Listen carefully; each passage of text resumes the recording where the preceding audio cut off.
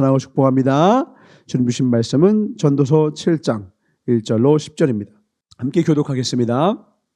아름다운 이름이 보배로운 기름보다 낫고 죽는 날이 출생하는 날보다 나으며 조상집에 가는 것이 잔집에 가는 것보다 나으니 모든 사람의 결국이 이와 같이 됨이라. 산자가 이것에 유심하리로다. 슬픔이 웃음보다 나으면 얼굴에 근심함으로 마음이 좋게 됨이니라. 지혜자의 마음은 조상집에 있으되 우매자의 마음은 연락하는 집에 있느니라. 사람이 지혜자의 책망을 듣는 것이 우매자의 노래를 듣는 것보다 나으니라.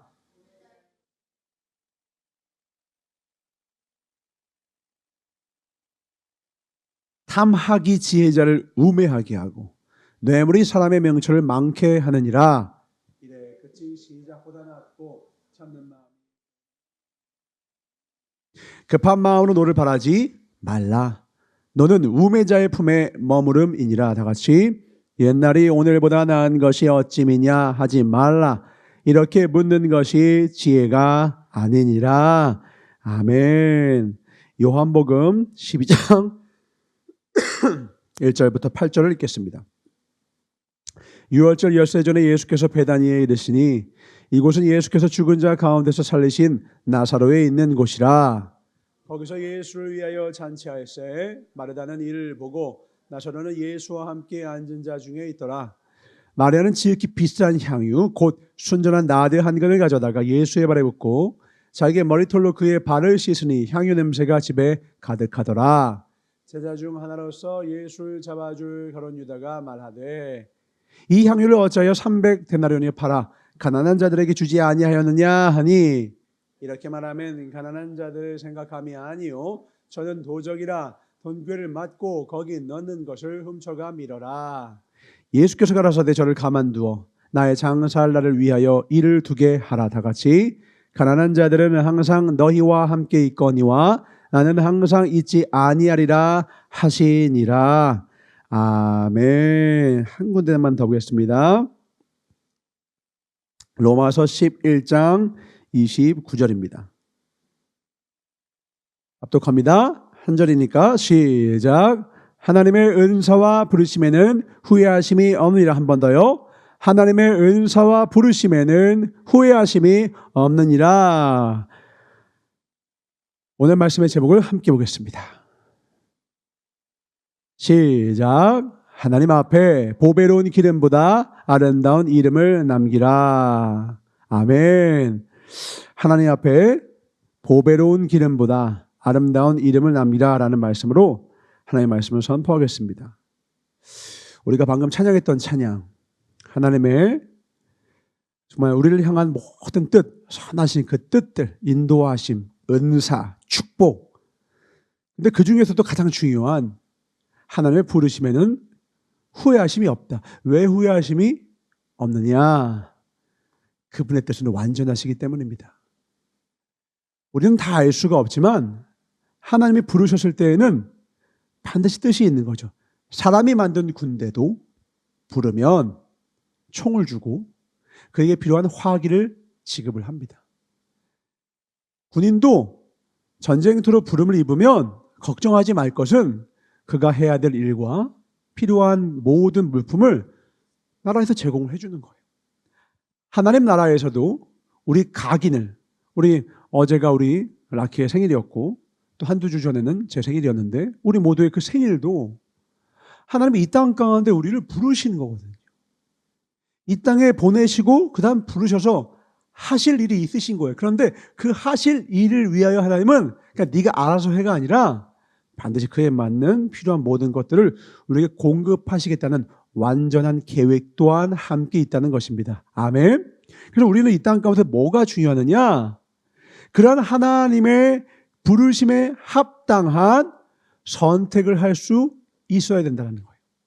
근데 대부분 우리가 선택이 정말 중요하고 선택을 잘 해야 된다는 것은 명확하게 이해하지만 선택을 잘 한다는 개념을 우리는 어떻게 이해를 하느냐? 성경에서 오늘 말하는 것 중에 보배로운 기름이 더 나은 선택인 것처럼 우리가 수많은 사람들이 인간의 눈으로 볼 때 그렇게 착각하더라는 거예요. 왜요? 보배로운 기름은 당장에 눈 앞에 보이는 아름답고 훌륭하며 많은 사람의 칭송과 존경을 받고 박수를 받는 행동들이에요. 쉽게 말하면 성공이에요, 성공. 그래서 이 보배로운 기름을 단 한 사람도 그걸 나쁘다 말하는 사람은 한 명도 없어요. 그게 좋은 것은 모두가 알아요. 삼척동자도 다 알아요. 그런데 주님은 거기서 한 가지 진리의 말씀을 더하십니다. 보배로운 기름 나쁜 거 아닌 거 알아. 그런데 말이야 7장 1절에 주님이 이렇게 말씀하시는 거예요. 은총아, 부산교회야, 어제 태어난 희라가, 어제가 태어난 게 아니죠. 어제 20여 년 전에 태어난, 어제 태어나면 하루밖에 안 됐네요. 어제가 생일인 희라가, 너희들이 이 땅 가운데서 반드시 기억할 것은 기름에 목숨 걸지 말고 이름에다가 너의 모든 걸 걸어라 라고 말씀하시는 거예요. 기름은 뭐고 이름은 뭐죠? 자, 이걸 기름이라고 합시다. 기름은 제가 아니에요. 기름은 그냥 기름이에요. 근데 저의 이름을 부르면 저는 당장에 고개를 돌리지 않을 수 없게 됩니다. 왜냐하면 이름은 바로 나거든요. 나의 이름을 망령되이 일컫지 말아라. 왜요? 그 이름이 하나님의 이름이 하나님이시기 때문에요. 제 이름을 누군가 욕해요. 그러면 실제 저를 해하지 않았어도 저 자신을, 저를 해하고 욕한 거예요. 하나님의 이름을 망령되이 일컫는 것은 제가 직접 하나님을 공격하진 않았지만 하나님을 공격한 것 같다고 그 존재 자체를 의미하기 때문입니다. 우리는 기름에 목숨을 겁니다. 왜? 기름을 가지고 있으면요 부러워해요. 오늘도 위에 우리 여집사님이 아이폰 가지고 와서 막 또 여자들이 막 뭐 이렇게 좀 얘기하니까 옆에 지나가면서 별이가 이럽니다. 나도 아이폰, 나도 아이폰. 별이에겐 보배로운 기름이에요. 보배로운 기름이에요. 초등학생들이 그렇게 아이폰을 좋아한대요. 왜냐면 초등학생의 눈에는 그게 되게 좋아 보이는 거예요. 아주 보배로운 기름처럼 부럽고 뭔가 더 나은 사람이 가진 것 같고 이걸 가지고 있으면 더 나은 삶을 사는 것 같은 어떤 기분을 주는 것 같아요. 그러니까 이걸 너무너무 갖고 싶어요. 근데 어른이 되는 우리는 압니다. 그 아이폰 갖는다고 해서 우리가 어마어마한 기쁨과 어마어마한 만족감을 누릴 수 없거든요. 그럼 이제 어른들은 자기만의 또 다른 보배로운 기름들을 갖고 있어요. 아마 지금 여러분들 마음속에는 여러분만의 이름에 보배로운 기름 합이 있을 겁니다. 그리고 그 보배로운 기름만 내 인생에 쌓이면, 많아지면 내가 얼마나 행복하게 될까? 내 인생에 얼마나 큰 유익이 있을까? 그 설레는 마음으로 그것을 향하여 나아가고 싶을 때 주님이 선명하게 말씀하시는 거예요. 아니야. 보배로운 기름보다 아름다운 이 이름을 향해 달려가라. 누가복음을 보니까 주님이 12장에 한 부자 이야기를 하시는 거예요. 이 부자는 우리가 잘 압니다. 너무 많아서 보배로운 기름이 너무 많은 나머지 자면서 걱정하는 거예요. 이제 옆에 있으면 때리고 싶어요. 나 너무 물질이 많아. 계좌가 부족해. 통장이 부족해. 통장이 꽉 찼어. 창고가 가득 찼어. 창고를 하나 더 져서 이걸 꽈득꽈득 딴 데다 더 채워야 될 것 같아 라고 말하면 옆에서 얘기하면 화가 나서 아주 그냥 꼴밤을 때리고 싶을 거예요. 근데 그렇게 얘기하면서 고백하는 거예요. 나 너무 가진 게 많아. 이걸 어디 둘 데도 없네. 이거 어떡하지? 어떡하지? 라고 스스로 막 만족감에 나 정말 내 인생 활짝 폈다 하면서 스스로의 인생을 향하여 아주 기쁜 얼굴로 하고 있는 그를 향하여 주님은 저 하늘에서 아주 슬픈 표정으로 말씀하시는 거예요. 이 어리석은 부자야! 이 돈 많은 바보야! 내가 오늘 밤 너의 영혼을 거할 줄을 넌 모르느냐? 내가 오늘 밤 너의 영혼을 거두어.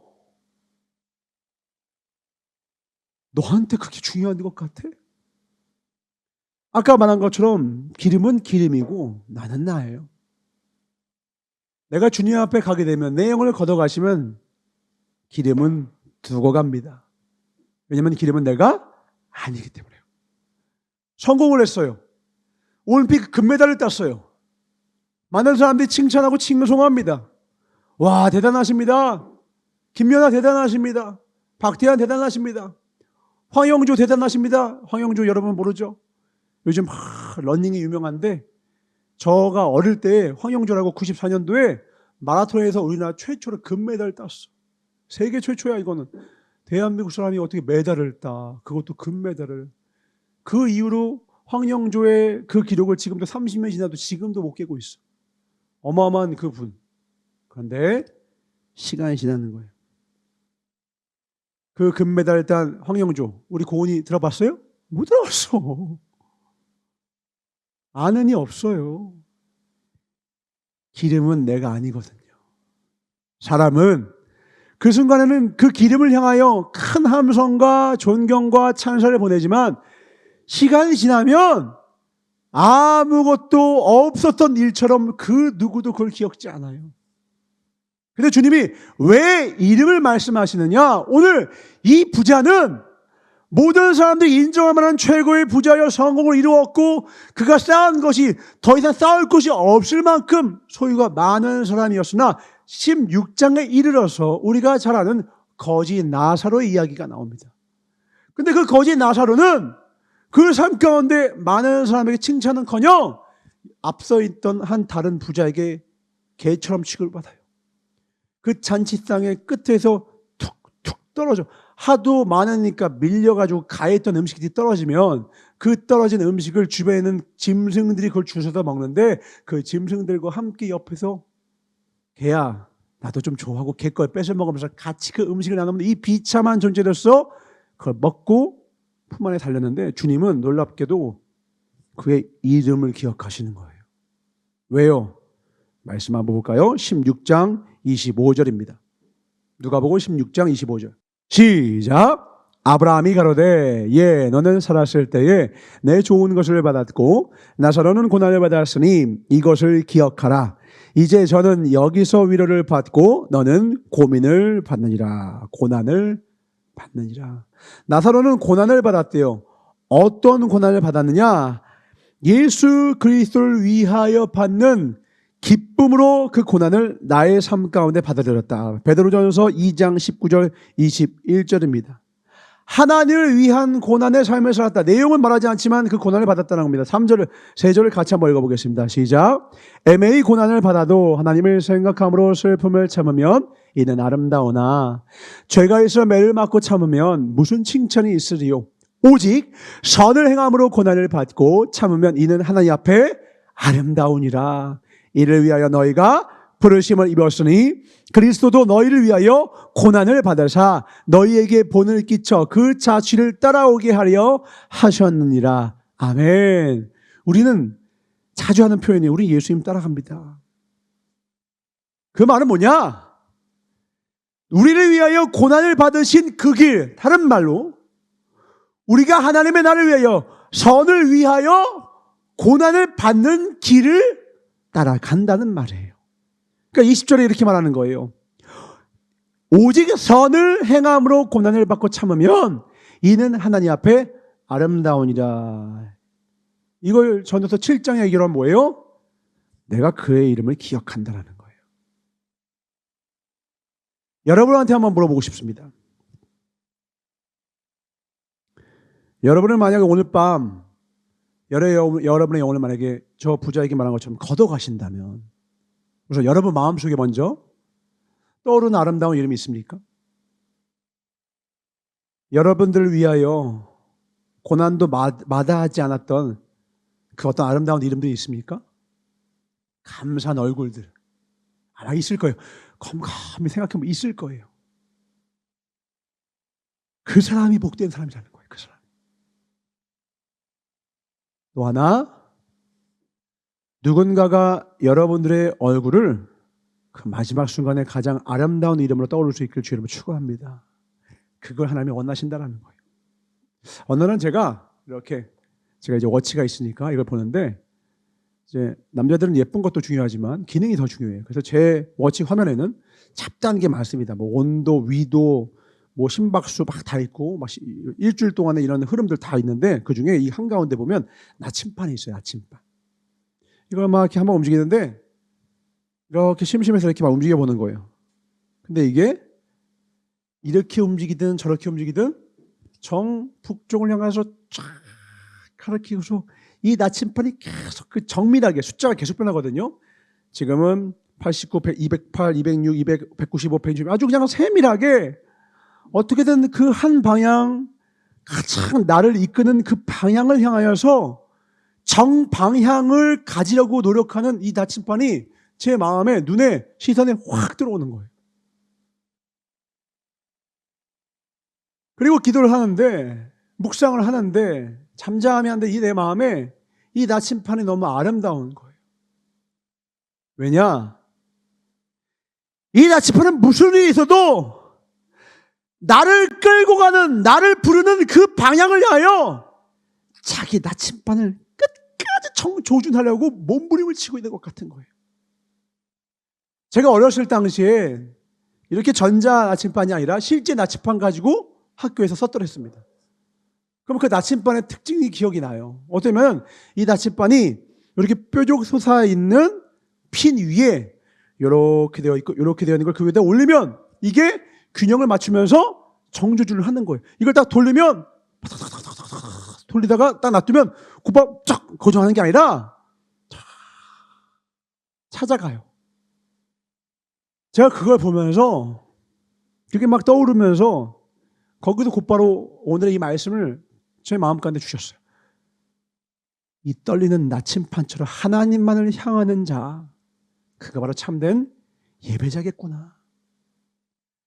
하나님을 찾으시는 사람은 단 한 번의 실수도 없고 단 한 톨의 죄도 없는 존재 불가능한 사람이 아니라 때로는 우리가 정방향을 몰라서 막 어둥바둥할 때도 있지만 끝끝내 나를 부르시는 곳을 향하여 나의 향함을 끝끝내 고정시켜서 방향을 찾을 순간 평안에 이르고야만은 하나님의 예배자라는 거예요. 좌로나 우로나 치우칠 때 있죠. 연약해서 넘어질 때 있죠. 바보같이 돌이키면 왜 이렇게 멍청한 짓을 했지? 하나님 그런 짓을 할 때도 있지요. 근데요, 주님은요, 그것까지 뭘 안 하세요. 그걸 정죄치 않으세요. 사랑의 하나님은 우리의 연약함을 이미 다 아셔서 죄 없으신 하나님을 향하는 우리의 걸음이 불가능한 걸 아셔서 직접 당신의 단 한 분뿐인 독생자 아들을 우리에게 주실 정도로 하나님은 끝없는 사랑을 우리에게 펼쳐주기 때문에 죄 하나 가지고 너 하나 걸렸다, 지옥, 이런 분이 아니세요. 주님은 어떻게 하느냐? 계속 부르시는 겁니다. 계속 부르시는 겁니다.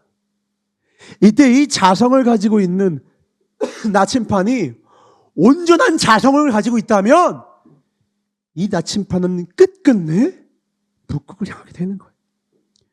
우리가 하나님을 향한 믿음만 가지고 있다면 때로 우리가 넘어지더라도 우리는 끝끝내 하나님을 향하게 될 것입니다. 아멘.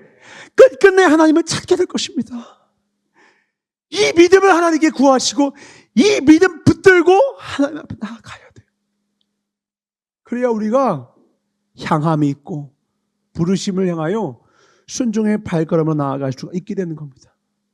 그냥 선택만 우리에게 덩그러니 주어진 채 네가 알아서 선택하라, 그거 아니에요. 저는 선택이 중요하다고 생각했을 때는요, 최선이 가장 중요하다고 생각했어요. 최선을 다해야 돼. 몸을 부숴서라도 불쑥이라도 들어가서 온 힘을 다하여서 최선을 다하자. 이게 가장 중요한 제 1순위 원칙인 줄 알았어요. 그런데 신앙의 연차가 깊어지고 말씀을 깊이 묵상할수록 하나님 선명하게 말씀해 주시더라고요. 나는 너에게 최선보다 순종을 원한다. 난 너가 나에게 최선을 다하는 것보다 순종을 원해. 모세를 기억합니다. 모세는 최선을 다했어요. 언제? 그가 40 되던 해에 이 히브리인들을 구원하기 위해서 최선을 다했어요. 근데 그는 단 한 번도 하나님께 묻지 않았어요. 그는 한 번도 하나님의 부르심을 따르지도 듣지도 않았어요. 그리고 그는 최선을 다하여 죽이고 구원하려고 했어요. 그리고 그는 오히려 미움받고 쫓겨나고 도망간 자가 돼요. 우리가 생각할 때 최선이 좋은 열매를 낳을 것 같잖아요. 최선이란 말 자체가 얼마나 아름다운 단어입니까? 최선이라는 단어를 좋지 않은 단어로 말하는 세상의 서적은 한 군데도 없어요. 그런데 단 한 권 성경에서만큼은 최선이라는 단어를 사용 안 하세요. 이렇게 말합니다. 순종이 당신의 최선의, 이거는 제가 넣은 겁니다. 순종이 당신의 최선의 제사보다 더 낫습니다. 왜냐하면 우리는 최선을 사실은 하나님을 위하는 것처럼 하지만 자기를 위해서 하거든. 자기 유익을 위해서 하거든요. 다른 말로 하면 보배로운 기름을 갖고 싶을 때 사람은 최선을 다하거든. 이 기름의 양을 더 쌓을 수 있는 기회가 있어? 그러면 모든 걸 다 걸고 가는 거예요. 누군가의 부러움을 갖고 싶어요. 누군가의 칭송을 받고 싶어요. 누군가의 인정을 받고 싶어요. 그때 이 사람은 최선을 다하고 어드밴티지가 주어지고 승진이 주어지고 권력이 주어지고 명예가 주어진다. 그냥 최선을 다하는 거예요. 사람이 볼 땐 이 모습도 아름다워 보여요. 와, 저가 저렇게 아름답고 저가 저렇게 최선을 아름다워 보여요. 근데 하나님은요, 그게 아름답지 않다라는 겁니다. 그리고 하나님은 아름답다고 말하는 게 뭐예요? 도리어 이름이 아름답다고 하시고 하나님을 위하여 선을 위하여 고난을 받고 참는 것이 아름답다고 아예 다른 얘기를 하시는 거예요. 난 여러분이 세상과 다른 눈을 가진 자 되기를 주로 축원합니다. 아멘. 세상의 눈을 가질 거면 이 성경에 들을 필요도 없었어요. 이 말씀을 들을 필요도 없어요. 우리는 단 하나, 잔칫날이 아니라 조상의 날에 후회하며 없는 그 날을 맞이하기 위하여 오늘 이 자리에 찾아온 가장 지혜로운 자들입니다. 아름다운 이름에 목숨을 거시길 주로 축원합니다. 주님은 나사로는 기억했고요. 어리석은 부자, 다른 말로 영어로면 rich fool, 이 어리석은 돈 많은 놈은 하나님이 기억지 아니하십니다. 오늘 요한복음을 읽었습니다. 이 요한복음에 있는 이 마리아는 우리가 잘 아는 향유 옥합을 하나님께 깨트린 여자예요. 근데 이 여자가 이걸 왜 깨트려요? 자신이 가장 사랑했던 나사로를 살려주셔서 향유 옥합을 부은 게 아니에요. 우리는 흔히 인과관계를 보면 소중한 나사로를 부활시켜줬으니까 향유 옥합을 하나님께 드렸나 보다, 그렇게 생각합니다. 왜냐하면 우리의 눈은 아직도 보배로운 기름에 눈이 가 있어요. 소중한 나사로를 다시 주셨으니까 기름을 드렸지, 그게 아니라고요. 정반대예요. 마리아는 자신이 사랑하는 능력 있는 오빠인 나사로를 의지하며 살았어요. 근데 어느 순간 자기 의지했던 그 나사로가 하루아침에 내 삶을 지탱하기는커녕 나보다 먼저 그의 유한함을 내 앞에서 드러낸 것을 보고 그는 충격에 빠집니다. 그리고 주님이 찾아오셔서 그를 부활시켜 주면서 주님 하신 중요한 말씀이 있어요. 뭐예요? 내가 곧 부활이요 생명이란다. 마리아에겐 오빠가 생명이고 오빠가 능력이었어요. 우리 집안에 오빠 같은 사람이 있어서 든든해. 오빠 덕분에 우리 집안은 창창할 거야. 마리아와 마르다는 이 오빠만 믿고 삶에 걱정 근심 없이 살 수 있을 거라 생각해서, 그런데 주님은 그에게서 나사를 걷어가십니다. 이걸 우리는 뭐라고 생각해요? 고난, 아픔, 괴로움. 근데 주님을 이걸 가져가실 때도 아까 얘기했어요. 후회하심이 없는 완전한 계획이 있으시다고요. 그 계획이 뭐예요?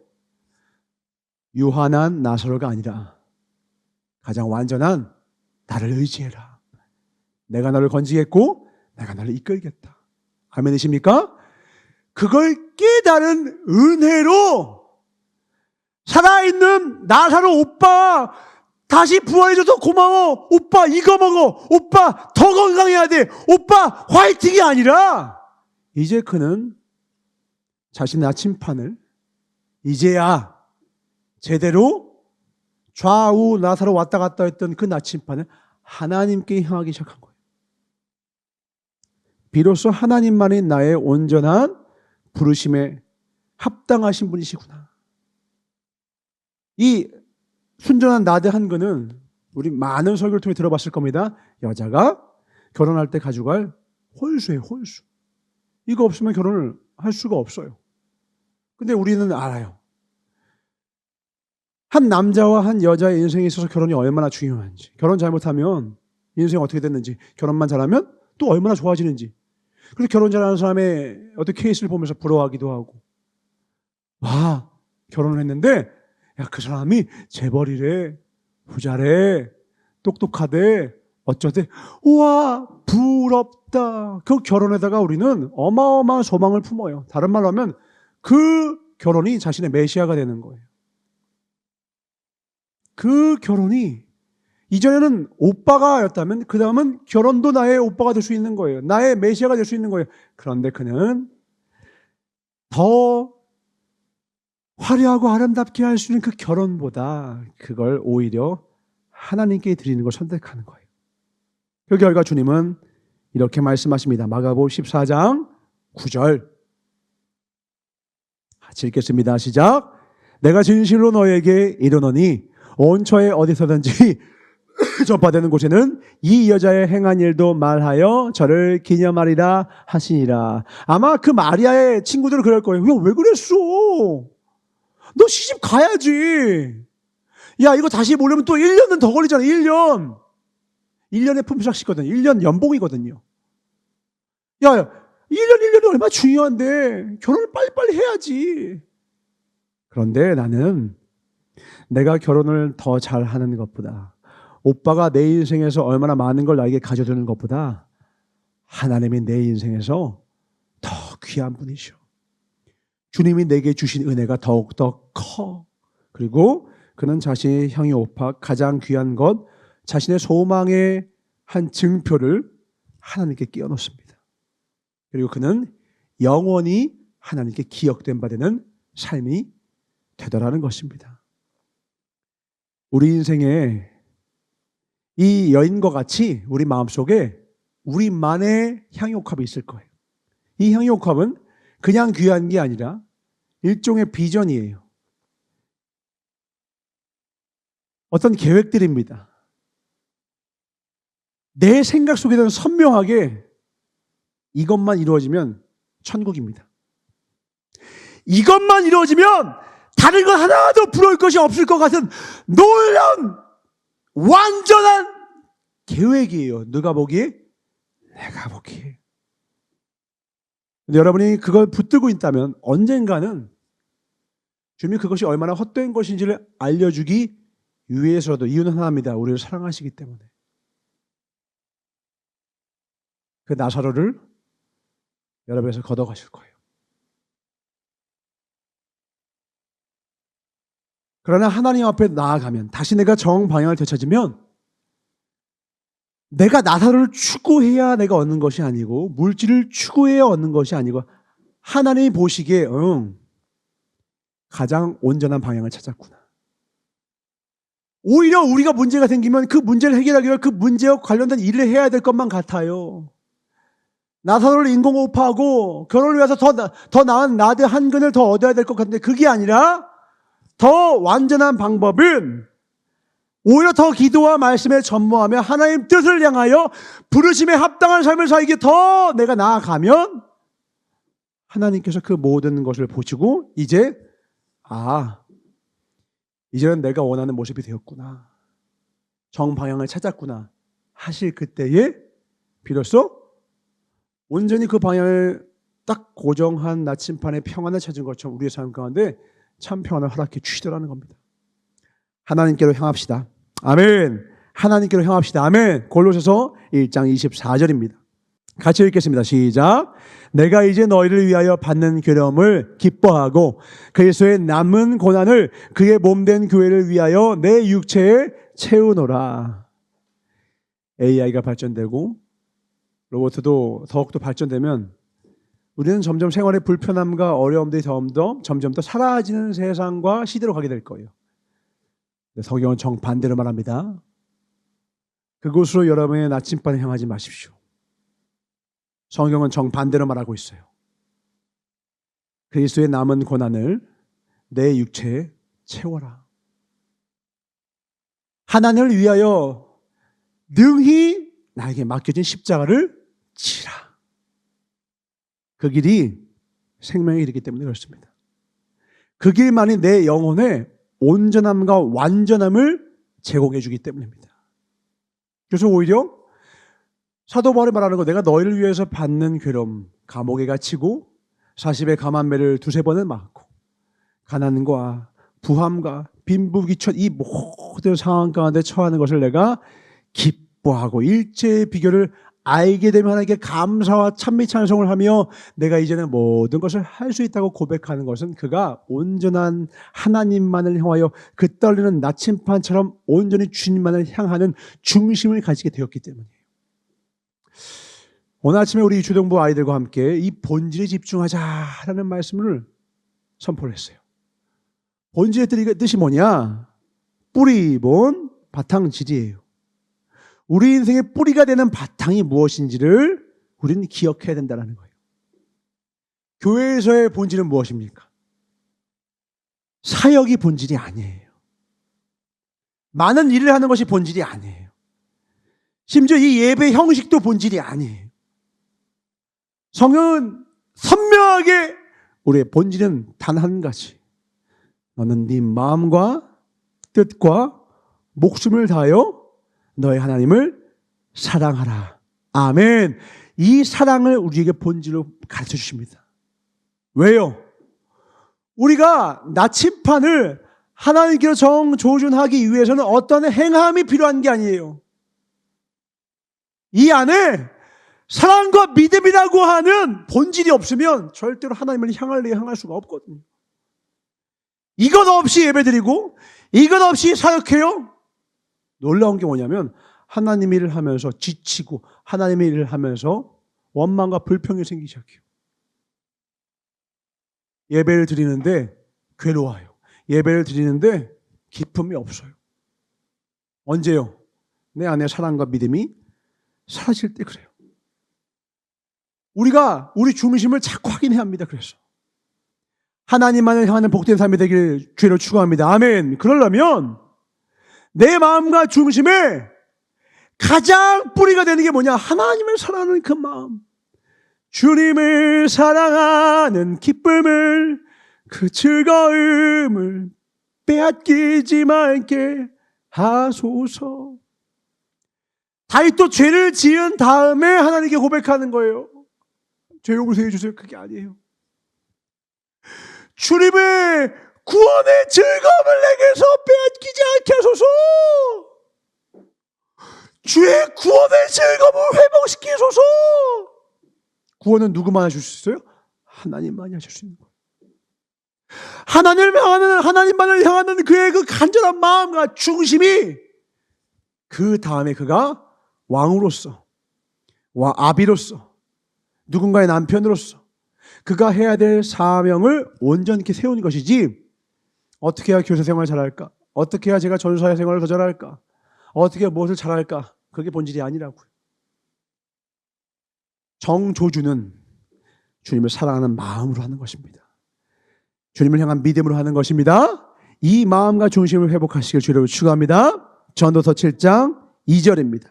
그리고 주님이 한 가지 더 말씀하십니다. 1절 후반절부터 볼까요? 죽는 날이 출세하는 날보다 나으며 조상집에 가는 것이 잔치집에 가는 것보다 더 나으니. 왜요? 같이 읽어볼까요? 시작. 모든 사람의 결국이 이와 같이 됨이라. 산자가 이것에 유심하리로다. 산자들아, 지금 여기 우리들이에요. 산자는 이것에 유심하리로다. 여러분, 지혜로워지고 싶은 분들만 아멘 하시기 바랍니다. 아멘. 지혜로워지고 싶다. 그러면 하나님한테 우리는 하나님께 구하면 주님이 주신다고 했어. 맞죠. 한 가지 방법을 더 알려드릴게요. 뭐냐? 죽음과 초상집을 묵상하는 것입니다. 죽음과 초상집을 묵상하면 내가 진짜 붙들어야 될까? 내가 붙들어서 의미 없을 것, 이건 붙들지 말아야 할 것을 선명히 구분할 수 있게 돼요. 왜요? 보배로운 기름은 내가 들고 가지 못하거든요. 죽음의 순간 보배로운 기름은 아무런 의미가 없어요. 아무런 의미가 없어요. 하나님 앞에 기름 들고 가지 않습니다. 내 존재만 가지고 갑니다. 내가 얼마나 주님을 닮았는지, 내가 얼마나 주님을 사모하며 살아왔는지, 내가 얼마나 주님을 사랑하는지. 전 세계에 수많은 부부가 있습니다. 결혼한 커플들이 있습니다. 그 결혼의 다양한 모습들 중에 어떤 결혼한 모습이 가장 아름답냐 하면 다 달라요. 어떤 사람은 남자가 이렇게 해주는 게, 여자가 이렇게 하는 게 가장 아름다운 부부의 모습이야 라고 다 저마다의 자신만의 이야기를 펼칠 거예요.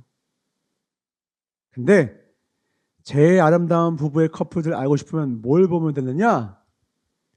저 두 사람이 지금 사이가 좋아 보여요. 저 두 사람이 지금 알콩달콩하는 것 같아요. 저 두 사람이 정말 서로를 사랑하는 것 같아요. 그런데 저 두 사람의 사랑이, 저 두 사람의 아주 알콩달콩 아름다워 보이는 모습이 죽는 날에도 변함이 없을 것 같은 모습을 선택하면 돼요. 그 둘 사이에 죽을 때까지 변치 않을 중심이 있는가를 보면 되는 거예요. 어떤 모습이 아닌 거예요. 이 모습 저 모습 이렇게 해주고 저렇게 해주고 이벤트를 어떻게 해주고 저렇게가 아니라 죽는 날까지 변하지 않는 그 중심을 가지고만 있다면 어떠한 모습이든 가장 아름다운 거예요. 우리도 똑같습니다. 우리가 신앙생활을 해가면서 하나님 앞에 다양한 모습으로 하나님 앞에 섬김이 있고 다양한 모습으로 하나님 앞에 섬기고 직분 사역을 감당합니다. 어떤 사람은 나의 사역이 하나님 앞에 너무 보잘것없는 것 같고 부족한 것 같고 그렇게 여겨질 때가 있을 수 있어요. 저도 그럴 때가 있었거든요. 주님은 그거 보시지 않는다. 기름 보시지 않는다. 뭐 보신다? 이름 보신다. 존재 보신다. 중심 보신다. 본질 보신다. 주님을 사랑하는 마음과 중심을 보신다라는 거예요. 나대 한근을 드리면 되는구나. 그게 아니라 그의 마음 가운데 이 나대 한근보다, 내 결혼보다, 내 오빠보다 하나님을 더욱더 의지합니다. 하나님을 더욱 사랑합니다. 하나님을 더욱더 의지합니다. 이거 보시는 거 이거. 이보다 하나님께서 더 귀하게 받으시는 예배와 예물은 없습니다. 우리는 대부분 출생했을 때 가지고 있는 것들을 가지고 그 사람의 삶을 평가해요. 금수저네, 은수저네, 흑수저네, 최근에는 다이아몬드 수저네, 뭐 다양하게 나와요. 근데 예수님은 아마 이 88만 원 세대는 좀 지났죠. 이제 헬조선 시대에 있는 우리를 위하여 위로가 되시려고 하신지 흑수저도 아니에요. 이거는 그냥 수저가 없이 태어나셨어. 산후조리원에서 태어난 게 아니라 병원에서 태어난 게 아니라 동물들 똥 싸는 데서 태어나셨어요. 그 엉덩이에서 똥이 후두둑 말똥이 얼마나 크신지 아십니까? 우리 제주도 갔을 때 생각나십니까? 그 옆에 딱 봤을 때 그 초원 밑에 있는 말똥이 멀리서도 보여요. 큼지막한 말똥. 그 말똥이 있는 곳에서 말구유, 말밥통에서 태어났어요. 말구유하니까 얼마나 그럴듯해요. 말밥통에서 태어나셨어요. 그의 출생은 그 시작은 하나도 아름다운 것이 없었어요. 예수님 올라가실 때 기억나시죠? 천사가 쫙 들고 주님을 영광스럽게 다 올려보내잖아요.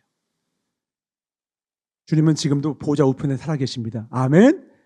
무엇을 하셨기 때문에 그분은 기름을 위한 삶이 아니라 이름을 위한 삶을 사셨거든요. 이름을 위한 삶이 뭐라고요?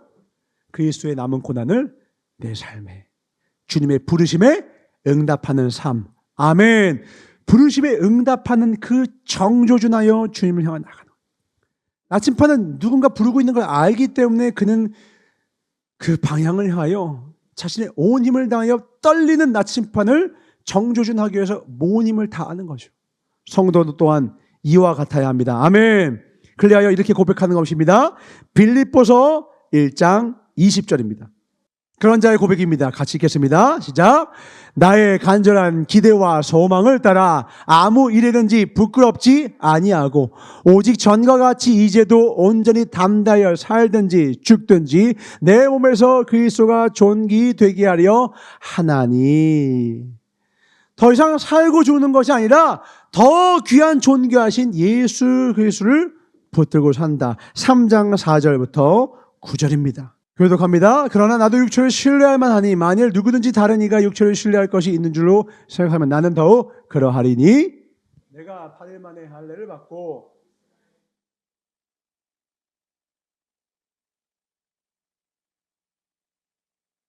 열심으로는 교회를 핍박하고 율법의 의로는 흠이 없는 자로다.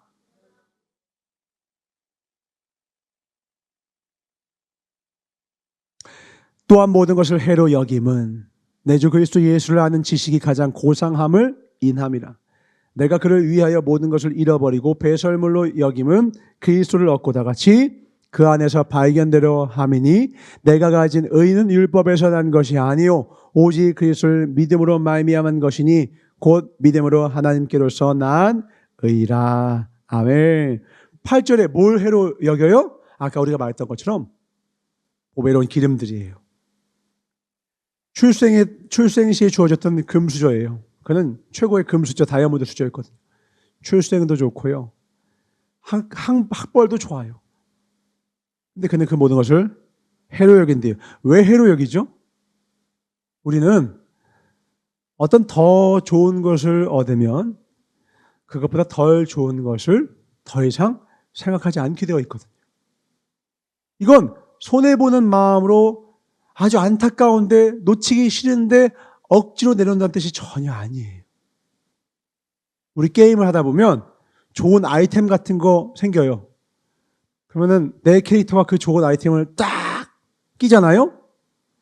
그럼 그 전에 끼고 있던 아이템은 어떻게 해요? 창고에 들어가요. 상점 가서 팔아요. 핸드폰을 새로 바꿉니다. 물어보겠습니다. 그 이전에 있던 핸드폰 지금 가지고 있는 사람 있습니까? 대부분 다 요즘 어떻게 해요? 반납하고 추가로 요금 받고 새 폰으로 가져요. 왜요? 그 이전 폰보다 더 나은 폰을 갖는 순간 그거를 버린다고요. 여러분은 예수님을 발견한 자 되기를 주로 축원합니다. 아멘. 그러면 노력이 아니에요. 여러분이 새로운 핸드폰을 얻은 다음에 그 이전에는 핸드폰을 내려놓을 때 막 눈물 흘리면서 노력이 필요하던가요? 3박 4일간 작전기도 들어간 다음에 간신히 핸드폰을 바꿨나요? 가장 기쁜 소식으로 오히려 요즘 어떻게 해요? 전화가 와요. 더 좋은 폰이 나왔습니다. 바꾸시지 않겠어요? 요금은 그대로입니다. 내던 요금 똑같습니다. 그리고 서울사에 가시 달려와서 매물 있나요? 기다리셔야 합니다. 아이고 안타깝네요. 아이폰은 어떻게 해요? 애플런? 달려가가지고 줄을 서고 누군가는 텐트를 치고 그걸 다 기다려요. 성경에서는 그걸 뭐라고 해요? 너의 가진 모든 소유를 다 팔아서 기뻐 뛰어나가 밭에 숨긴 보화의 그 땅을 샀다. 아멘. 그러니까 이 말씀은 막 눈물 흘리면서 말하는 말씀이 아니에요. 밭에 숨긴 보화를 신나게 살아가는, 마치 너무 내가 사고 싶었던 걸 사러 가는 그 아이폰 그 하나라도 그거 살려고 그냥 살아가는 그 테크 좋아하는 사람들이 가는 사람 그 마음 벅찬 가슴의 고백입니다. 여러분의 북극을 찾으시길 주로 축원합니다. 아멘. 하나님께서 주시는 것. 여러분 인생에 이런 것들이 구분이 안 될 때가 있어요. 가끔은 솔직히 사람이니까 보배로운 기름에 더 마음이 갈 때가 있어. 사람이기 때문에 내 성정이 이끄는 대로, 눈에 보이기 좋은 것, 안목의 정욕이 이끄는 대로, 느낌이 이끄는 대로 그렇게 행동하고 싶을 때가 수없이 있을 거예요. 그때마다 기억하세요. 죽음을 기억하고 초상집을 기억하세요. 제가 이번 주에도 몹시 큰 고난을 받았습니다. 저는 예수님의 마음을 조금은 압니다. 우리 사랑하는 필리비가 밤이 되면 창이 되어서 제 옆구리를 팍 찔러요. 피는 안 나요, 다행히. 피는 안 나는데, 죽지는 않은데 잠에 깊이 든 상태에서 더 이상 내가 잠을 못 자면 너무너무 피곤할 정도로 고삐 잠이 들려고 하는 그 순간, 정확하게 그 타이밍을 딱 포착하고 필리비가 발끝으로 팍 그 순간 까 하고 잠을 팍 깨요. 그 순간 사랑이 가득한 나름대로 목회자 출신인 제가, 다 견딜 수 있을 것만 같았던 제가 너무 화가 난 나머지 제 입에서 나지키다 어이 저도 왜 나와요. 너무 아프게 쑤시니까. 그리고 저는 이 아이를 때리는 것이 아니라 다시 약간 주님 주신 평안을 가지고 이 아이를 쑥 들어다가 가장 먼 곳으로 가서 가장 이불부터 다 이걸 껴안고 여기다가 쑤실 수 있게 다 놓고 다시 돌아옵니다. 그리고 이제 뜬 눈으로 밤을 지새워요. 너무 피곤해요. 네, 가끔은 이 아이와 이렇게 시간을 갖다 보면 막 짜증이 나고 막 괴롭고 막 아플 때가 있어요. 근데 그때 제가 꼭 떠오르는 게 있어요. 내가 언제까지 필립이랑 잘 수가 없다. 내가 언제까지 필립을 품에다 안고 꼭 안아줄 수 있는 날이 많지 않다. 이 아이가 철없는 행동을 했을 때 이 철없는 행동을 용서해 줄 수 있는 기회가 많지 않다. 이가 장성한 이후에 뭐 효도까지는 아니어도 사고 안 치고 자기 혼자 독립적으로 경제적으로 정서적으로 독립해서 더 이상 품 안의 자식이 아닐 때는요, 같이 자는 거는 기회도 없고요, 실수도 없을지도 몰라요. 마음은 편하지만 더 이상 제 사랑이 필요치 않은 존재가 된 것입니다. 더 이상 나는 그를 사랑할 기회가 없어지는 거예요. 저는 그래서 이 아이가, 혹은 우리 사랑하는 고은이가, 우리 사랑하는 아이들이 실수하고 연약할 때 제 마음에 다시 한번 나지키 저 스스로에게 이야기합니다. 사랑할 수 있는 기회야. 후회하지 않게 최선을 다해 사랑하자. 최선을 다해서 사랑하자. 예전에는 제가 그 사랑을 설교에다만 담아서 설교에 목숨을 다해서 막 힘차게 하고서는 뻗어서 끝났다면, 이제는 제 마음에 어떤 마음이냐? 직접 다가가서 직접 만나서 눈을 마주하고 그와 함께 스킨십을 갖고 그의 삶에 필요한 것들을, 그가 부족하고 연약한 그것들을 내가 채워줄 수 있는 것이 있다면 그에게 내가 다 내어주자. 누가 그렇게 하신 것처럼, 하나님이 그렇게 하신 것처럼. 하나님이 우리를 위하여 십자가에 돌아가셨을 때 아이씨 죽기 싫은데 왜 날 여기를 보내셨어? 이러셨을까요? 십자가상에 다 계시는데 밑에는 로마 병정이 옆을 찌르면서 비웃는 거예요. 그때 주님 뭐라고 하셨어요? 주님, 이 자는 지금 자기가 하는 일을 알지 못합니다. 이를 용서하여 주시옵소서. 용서는 사랑의 다른 이름이죠. 주님은 후회하심이 없어요. 그는 완전하신 분입니다. 왜요? 주님은 당신의 부르심, 당신의 사명, 사랑을 끝까지 붙드셨기 때문에. 우리의 사명 뭐예요? 우리의 영원한 사명은 사랑뿐입니다. 하나님을 사랑합니다. 아멘. 하나님을 사랑한다면 하나님이 만들고 부르신 여러분의 삶을 진심으로 사랑하시길 주로 축원합니다. 아멘.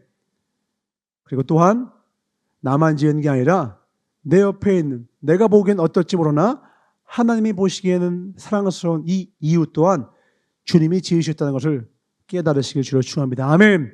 이때 우리의 삶에는 하나님을 향하여, 나 자신과 이웃을 향하여 사랑으로 충만한 삶이 시작되기 시작합니다. 이게 바로 예수님이 사셨던 삶이에요. 이게 바로 예수님이 사셨던 삶이죠. 우리가 말로 예수님을 닮겠다 하는 것이 그냥 예수님의 어떤 행위를 담겠다는 뜻이 아니죠. 주님은 주님을 향하여 창을 겨누고 찌르고 배반하며 끝까지 의심하며 손을 만져야지만 믿었던 도마까지도 남김 없이 사랑하시고 올라가셨다. 우리도 살 수 있다면, 가능하다면, 할 수 있다면 내 모든 힘을 다하여 이런 복된 삶을 삽시다. 아멘. 이런 삶만이 후회 없는 삶이 되리라. 이런 복된 삶을 산 한 사람의 인생을 소개하고 마칩니다. 많이 소개합니다. 이보다 그렇게 사는 삶을 산 사람이 제가 아무리 찾아도 없기 때문이에요. 그 청년 바보의사 안수현 형제입니다. 책 제목이 바보의사 안수현이죠. 이분은 33살에 돌아가셨어요. 마치 예수님이 돌아간 날과 똑같아서 더 상징적으로 참 아름답게 그려지기도 하는데, 이 청년은 이제 인턴이에요. 인턴. 완전히 다 합격을 끝내고 의사로 완성이 돼가지고는 아주 어마어마한 곳에서 큰 병원을 쳐서 돈을 그냥 쓸어 담는 그런 의사가 아니라 인턴이고 이제 의사가 된 지 얼마 갓 되지 않은 그 상태 33살 폐에 관련된 병으로 주님 품에 안겼어요. 그런데 이 청년이 죽었을 때에 사람들이 한 명, 두 명 그런 상황들을 예상치 못하고 장례식장을 꾸렸는데 한 명, 두 명 찾아오는데 나중에는요 조문객이 너무 많아가지고 다 받을 수가 없는 거예요. 나중에는 거기 찾아온 방문객들의 이름을 수를 세보니까 4,000명이 넘어요. 왜 그런가 했더니 그가 살아생전에 우리가 지금도 경험하고 있지만 이거보다 조금 더 적은 어떤 의사들의 노조 파업이라든지 의사들의 어떤 그런 일들이 있었을 때에 병원이 문을 닫으니까 이분이 직접 더 이상 진료가 남아있습니다 치료를 받지 못하는 그 사람들의 주소를 묻고 직접 찾아가서 한 사람 한 사람에게 그들에게 필요한 그 다음의 치료, 필요하다면 약, 어떻게 해야 할지 그 법태도로 내가 할 수 있는 것들을 하나하나 그렇게 하신 거예요. 그게 아주 대단한 해답은 되지 못할지언정 그가 직접 찾아가서 그러면서 그가 그런 사랑을 베푼 마지막에는 꼭 뭘 전하는 거예요? 예수님의 이름을 전한 거예요. 꼭 가까운 교회 나가시기 바랍니다. 많은 말 안 해요. 사랑을 직접, 그리스도의 남은 고난을 직접, 자신의 삶에 직접 행한 후에 그저 말미에 예수님 또한 당신을 사랑하십니다 하고 나온 거죠. 제가 보기에는 목회자 같아요. 마치 영혼들 신방하러 다니는 목회자처럼 보였어요. 그리고 그렇게 사랑의 손길을 경험했던 그 수많은 사람들이 수많은 예수 이름을 영접하고 교회로 나가게 됐고, 그리고 그 의사 선생님에 대한 감사한 마음을 가지고 계속 연을 갖고 연락을 주고받다가 어느 날 연락이 되지 않고 슬픈 부고를 들은 이후에 그게 찾아와서 감사와 뜻을 전하는 거예요. 그리고 그분 때문에 예수를 만나게 되었습니다 고백하더라는 거예요. 이분은 그냥 영락교회 청년부에 다니는 청년 하나였어요. 찬양하기를 좋아하는 우리와 같은 청년부 중에 한 명이었을 뿐이에요. 근데 그의 삶은 보배로운 기름은 없었을지 몰라도 하나님이 가장 아름답게 여기시던 복된 이름이었습니다. 우리 하나님 앞에 이렇게 기록됩시다. 아멘. 사람의 기억은 상실돼요. 사람의 기억은 반드시 상실됩니다. BTS요? 곧 사라져요. 제가 이거 얘기하면 또 그 세대 차이 난다고 또 얘기할 텐데, 저희 때는 B였다고요. B. 싸이였다고. 싸이. 월드스타는 B고 월드스타는 싸이였어요. 싸이. 지금은 싸이는 활동 안 하고 축제만 좀 한 번씩 하고, 지금은 피네이션인가 뭐에 그냥 CEO로 하더라고요. 레이는 요즘 열심히 하더라고요. 뭐예요? 유튜버예요. 지금 유튜버로 아주 열심히 활동을 하고 있습니다. 후배들 찾아다니면서 막 여러 가지 하더라고요. 운동 열심히 하고. 아재 됐어요. 아재. 사람들은 이제 그 모습 보자도 잊게 될 거예요. 하나님은 끝까지 기억하십니다. 그 거지 나사로가 그의 짧은 생에 주님을 위한 하나님의 뜻을 순종하기 위하여 그 남은 고난을 자기 인생에 담았을 때 그의 이름을 기억하신 것처럼 우리의 이름도 기억하실 것입니다. 아멘. 예수님이 향한 곳에 우리도 갑시다. 예수님은 고난을 자신의 삶에 병든 자, 아픈 자, 가난한 자, 연약한 자, 줄인 자를 향하여 그 발걸음을 행하셨고 그 발걸음은 보배로운 기름을 쌓을 수 있는 곳과는 정반대의 곳. 오히려 그것과 너무너무 상관이 없어서 손해보는 곳. 그래서 그런 곳을 향하는 자들을 우리는 바보라고 부르는 거죠. 그래서 이 청년의 이름이 그 기념비에도 바보의사 안수현 이렇게 써 있어요. 바보란 뜻은 세상의 흐름과 정반대로 갔다. 보배로운 기름을 향하여 가지 않고 아름다운 이름을 향하여 갔다. 하나님께로 향하는 저와 여러분 되시길 주를 축원합니다. 기도하겠습니다. 하나님 감사합니다. 하나님의 부르심에는 후회하심이 없습니다. 진짜 후회는 좋은 거 놓치는 것이 아닙니다. 마지막 순간 내 영혼의 때에 이루다 말로 다 할 수 없는 어두운 데서 일을 할 수도 있는 그 후회가 누군가에겐 기다리고 있을지 모릅니다. 쌓아둘 것이 없는 창고를 증축하고 확장해야 될 정도로 수많은 것을 소유한 자가 더 이상 후회할 것이 없는 인생인 것 같으나 그 인생이야말로 하나님은 단 한 번도 본 적도 들은 적도 없는 이름이요 내가 너를 도무지 알지 못한다는 인생입니다. 그러나 세상에서 멸시천대 받은 인생입니다. 가진 것 없어서 거지입니다. 그러나 주님은 그가 그리스도의 남은 고난을 자신의 삶 가운데에 순종하며 따라갔을 때 그 이름 나사로를 기억하십니다. 떨리는 나침반이 자신이 향해야 할 곳을 향하여 그 떨리는 그 흐름을 멈출 때까지 끝까지 그 향함을 붙쫓은 것처럼 우리 평생에 주님을 향하여 산자가 유심해야 될 것 그 죽는 날을 유심하며 주님을 향하여 끝까지 달려나갈 수도 좀 축복하여 주셔서 짜증나고 괴롭고 아프고 어려울 그때에 그것을 기억하는 것이 아니라 마지막 기회임을 하나님을 사랑하고 내 삶 가운데 내게 주신 사명을 행할 기회라는 걸 알고 끝까지 사랑의 사명 감당케 하여 주옵소서. 우리 믿음으로 우리 주의 3장 통성을 기도하겠습니다. 주여 주여 주여. 하나님 감사합니다. 마지막 순간까지 표대를 향하는 믿음의 자녀들 되게 하여 주시옵소서. 방향을 잃지 아니하는 혹 잠시 잠깐 저러나 치우치었을지라도 다시금 일어나 하나님께로만 나의 모든 삶의 마음의 방향을 향하고 시선을 드는 우리 믿음의 자녀 되게 하여 주시옵소서. 감사하고 주께 영광 돌리며 언제나 가장 선한 길로 인도하여 주시는 나사렛 예수 이름 받아 축복하며 간절히 기도를 쌓옵나이다. 아멘.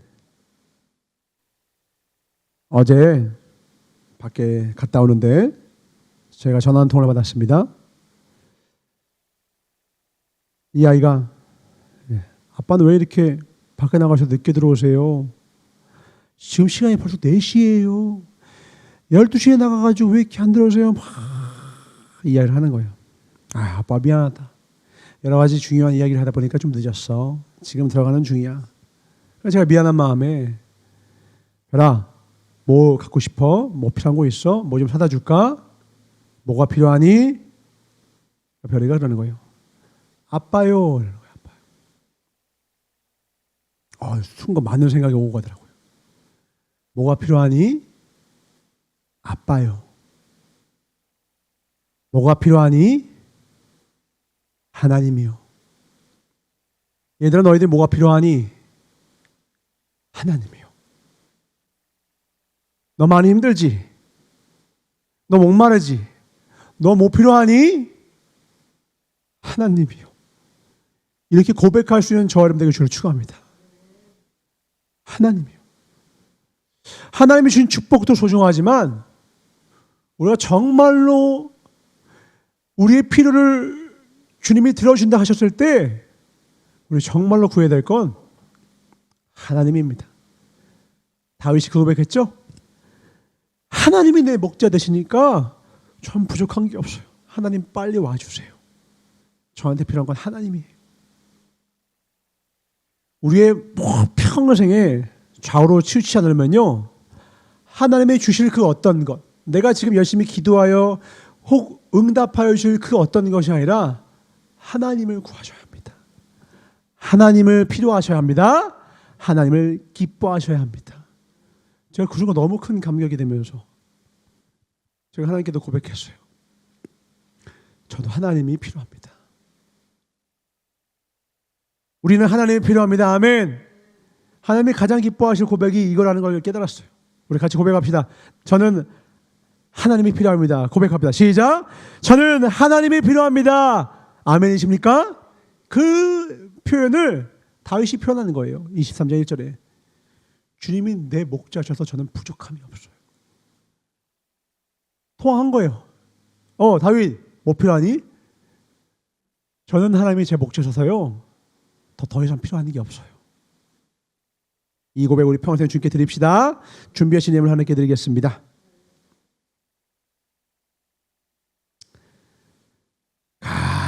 감사합니다. 우리의 가는 이 길 끝에 주님이 계십니다. 그때 주님께서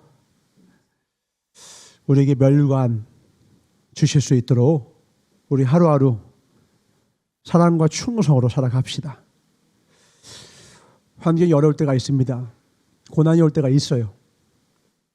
고난을 이겨낼 수 있는 유일한 단 하나는 그 고난을 놓고 기도하는 것이 아니더라고요.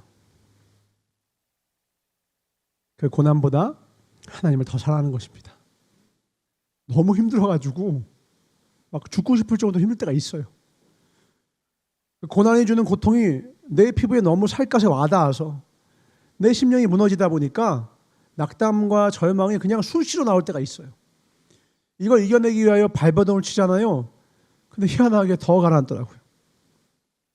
그때 거기서 나올 수 있는 방법은 이 문제 안에 있는 것이 아니라, 이 문제 안에서 허덕이는 것이 아니라, 이 문제보다 하늘을 보고 하나님 앞에 더 큰 사랑과 더 큰 시선을 드리는 겁니다. 그때 주님이 그의 능력의 오른손으로 내가 됐구나, 제대로 된 방향을 찾았네, 그리고 우리의 삶을 인도해 주십니다. 아멘. 하나님께 향하자고요. 하나님께 마음 드립시다. 하나님을 더 깊이 사랑합시다. 고난이 올 때 더 내 영혼에게 고백하세요. 고난 바라보지 마. 내 영혼아, 잠잠히 그 얼굴 도우심이 나요, 난 오히려 찬송하게 될 거야. 내 영혼아, 낙심하지 마. 너는 잠잠히 하나님을 바라라. 그 얼굴 도우심이 나요, 내가 오히려 찬송하게 될 거야. 아멘. 우리 위에 이 성전 다시 지을 때부터 같이 고백하자고 쓴 거 있잖아요. 우리 같이 읽어볼까요? 시작.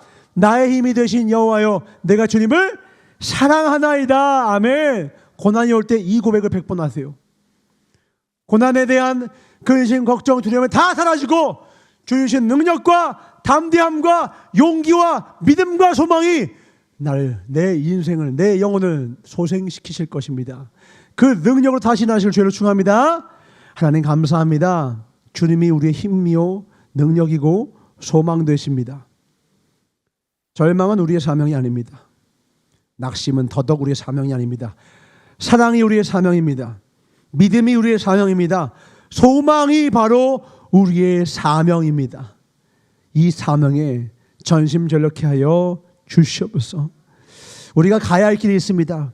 부르신 그 길이 있습니다.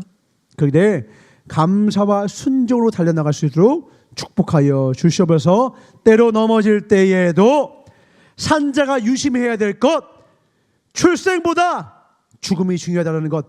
좋은 출생보다 좋은 죽음이 낫습니다. 잘 죽어야 합니다. 반드시 죽을 텐데 잘 죽어야겠습니다.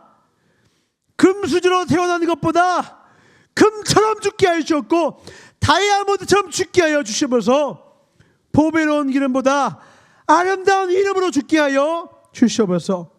그래야 나의 가는 이 길 끝에서 주님 만날 때에 주님 주신, 주님 손에 들려있는 그 멸류관, 바로 우리를 위하여 예배된 것이길 간절히 바랐고 원하오니 끝까지 이 길 가기로 결단한 그 결심 위에 성령의 기름 부어주었고 마지막까지 함께하여 주시옵소서. 감사하고 주께 영광 돌리며 임마누엘 영원히 우리와 함께 하시겠다 약속하셔서 우리가 주님께로만 우리의 마음과 중심을 향하기만 하면 반드시 하나님의 때에 하나님의 시간에 가장 좋은 길로 가장 완전한 길로 인도하시기로 약속하신 나사렛 예수 이름 받아 축복하며 간절히 기도드렸사옵나이다. 주기도로 기도합나니 하늘에 계신 우리 아버지여 이름이 거룩히 여김을 받으시오며 나라의 임하옵시며 뜻이 하늘에서 이루어진 것 같이 땅에서도 이루어지이다. 오늘날 우리에게 일용할 양식을 주옵시고 우리가 우리에게 죄 지은 자를 사하여 준 것 같이 우리의 죄를 사하여 주옵시고 우리를 시험에 들게 하지 마옵시며 다만 악에서 구하옵소서. 나라와 권세와 영광이 아버지께 영원히 있사옵나이다. 아멘. 하나님 감사합니다. 주님이 필요합니다. 주님, 우리는 하나님이 필요합니다. 나의 영원한 필요가 되어 주시옵소서. 나의 만족 되신 하나님께 박수 드리겠습니다. 하나님 감사합니다. 사랑합니다.